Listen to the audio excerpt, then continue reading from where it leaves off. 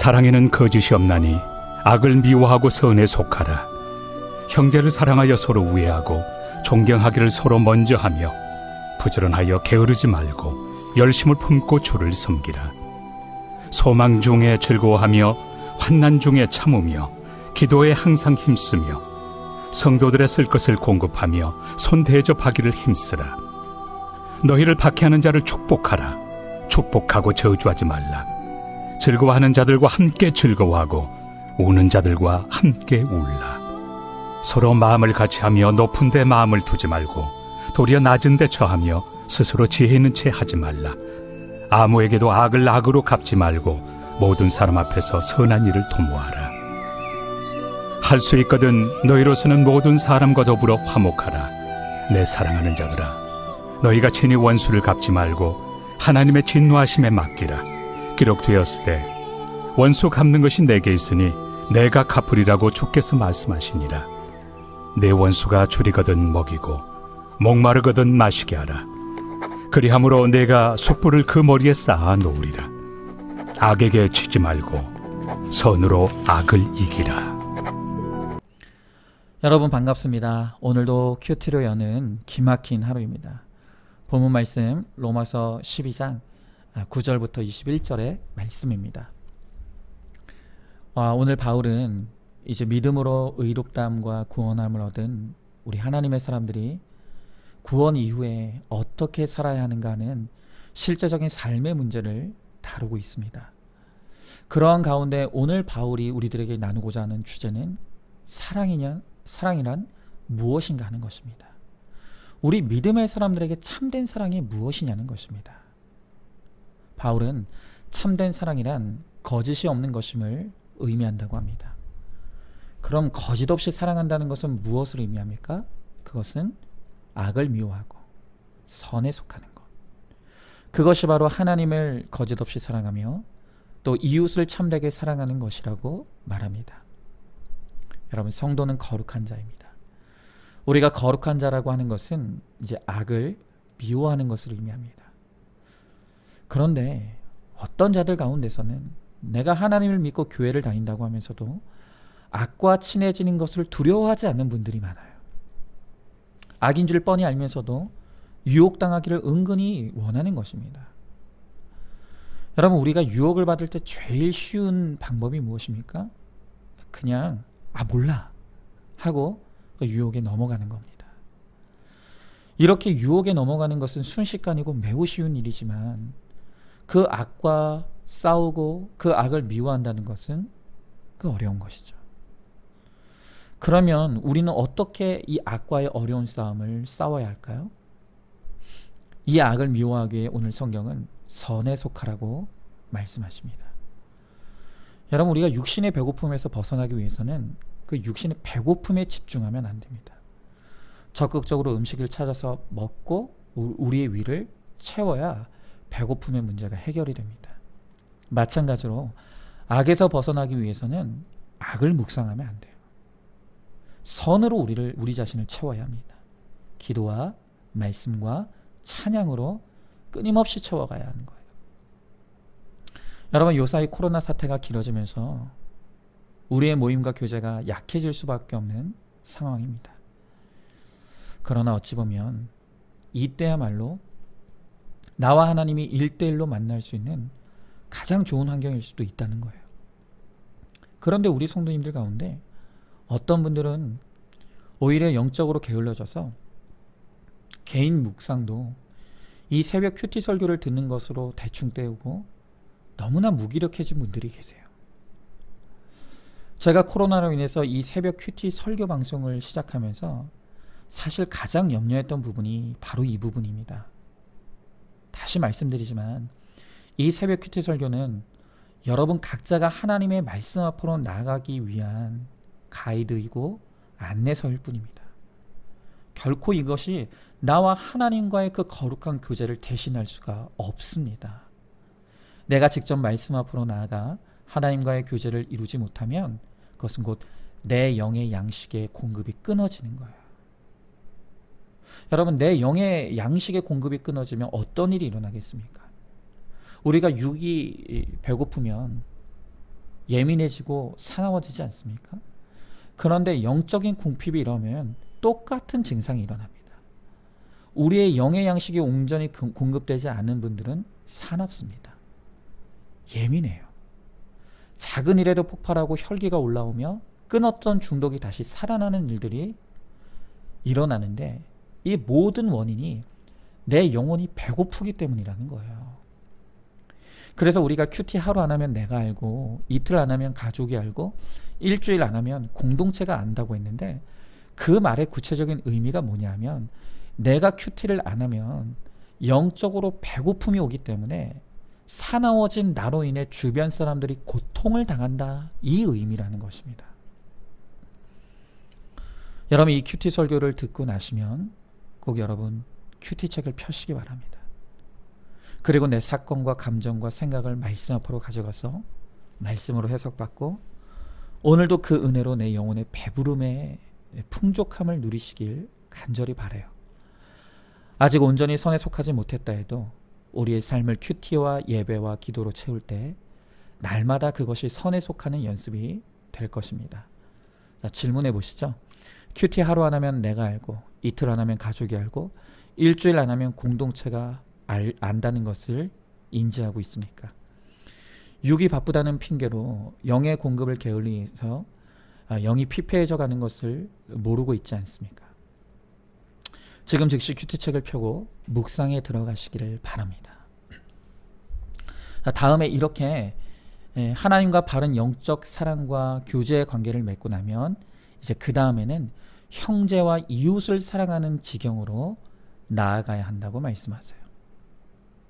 사도 바울은 우리가 이웃을 사랑해야 된다고 말하면서 우리가 가장 먼저 사랑해야 될 이웃이 바로 우리 형제라고 권합니다. 우리가 핏줄을 나눈 형제는 쉽게 사랑할 수 있을 것 같지만 사실은 형제를 사랑하지 못하는 집이 참 많습니다. 어쩌면 그래서 제일 먼저 바울은 형제 사랑을 꼽았을지도 모르겠어요. 자, 그런데 바울은 여기에서 그치지 않고 우리의 사랑의 지경이 더 멀리 나아가 이제 심지어는 나를 박해하는 자를 사랑하는 데까지 넓어져야 된다라고 말하고 있다는 거예요. 여러분, 우리는 어떤 것이라도 반드시 구원의 관점에서 봐야 한다고 했습니다. 우리가 구원의 관점에서 이 말씀을 해석하지 못하면 왜 내가 나를 박해하는 자를 사랑해야 되는가 이해가 되지를 않는 거예요. 여러분, 그렇다면 나의 원수, 나를 박해하는 자가 구원의 관점에서 어떤 의미가 있는 존재들입니까? 하나님은 나를 박해하는 그가 바로 내 인생의 브레이크라고 말하는 거예요. 우리가 운전할 때 우리는 수시로 브레이크를 밟아서 속도를 조절하고 신호를 따라 멈춥니다. 그래야 목적지까지 안전하게 갈 수 있죠. 결혼생활, 직장생활, 인생의 목적지를 향해 열심히 갈 때도 우리에게 수시로 브레이크가 걸립니다.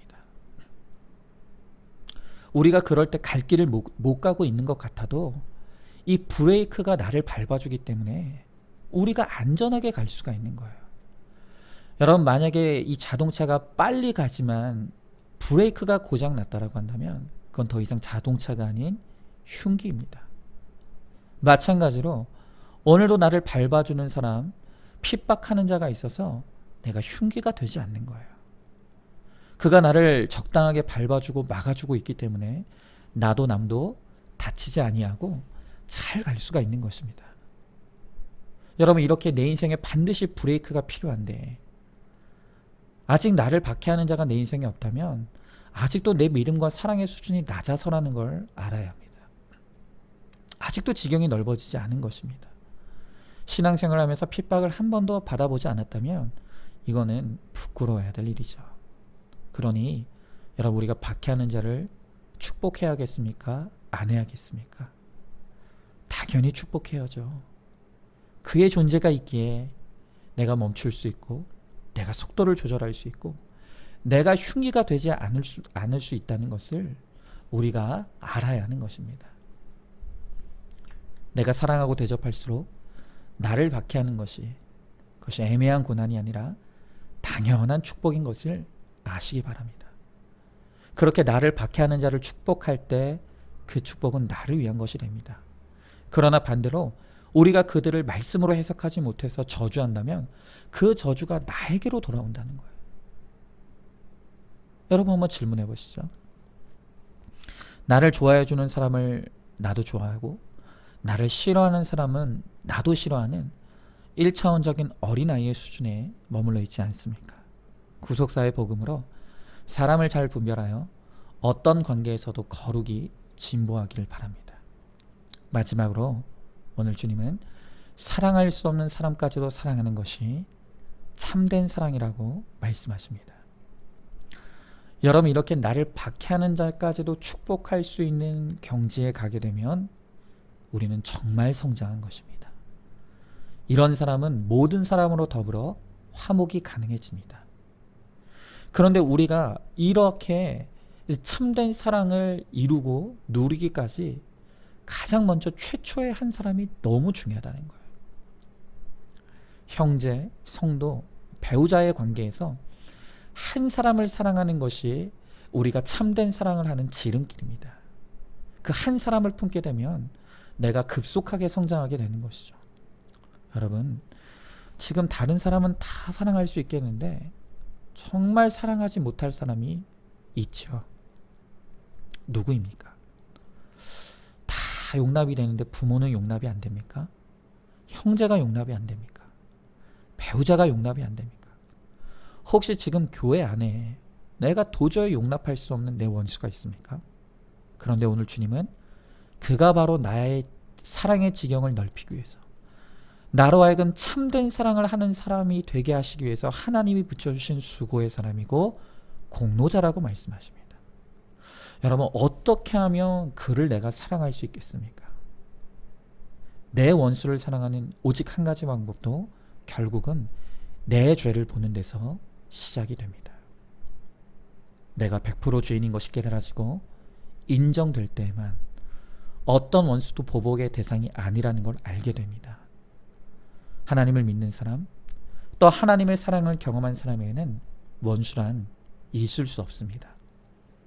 내가 100% 죄인 되어서 하나님과 원수 되었지만 그 원수를 사랑하시고 용서하셨기에 오늘 내가 이만큼이라도 살 수 있는데, 내가 감히 원수 되었던 내가 용서를 받았는데 이제 내가 누구를 원수라고 할 수 있겠습니까? 성경은 사랑의 본질이 감정이라고 말하지 않습니다. 성경이 말하는 사랑의 본질은 행함입니다. 성경은 사랑의 감정이 생기기까지 기다리라고 말씀하지 않으십니다. 분노의 마음이 가라앉을 때까지 가만히 있으라고 말하지 않습니다. 감정적인 사랑이 생기거든 그러면 먹이고 마시게 하라, 그렇게 말씀하시지 않는다는 거예요. 그저 줄이거든 먹이고 목마르거든 마시게 하라고 합니다. 사랑은 행함입니다. 필요를 채워주는 것입니다. 먼저 전화하고 찾아가고 거기서부터 사랑이 시작됩니다. 잘못을 저지른 상대에게도 우리 화해합시다. 우리 서로 이해합시다. 이 한마디만 해도 사랑의 감정이 살아납니다. 여러분, 사랑이 생기면 돕겠다, 그렇게 말하지 마십시오. 미움이 해결되면 용서하겠다, 그렇게 말하지 마십시오. 그저 빨리 먹이고 마시게 하면 우리의 인생이 편해집니다. 빨리 실천해 보시기 바랍니다. 그것이 원수를 부끄럽게 하는 길이고 선으로 악을 이기는 방법이며 바로 내 몸을 하나님께 드리는 방법입니다. 질문해 보시죠. 내 힘으로는 용서도 사랑도 할 수 없는 사람 때문에 날마다 괴로워하며 지옥을 경험하고 있지 않습니까? 예수님 때문에, 복음으로 인해 세상은 흉내낼 수도 없는 사랑의 본을 보여주고 있습니까?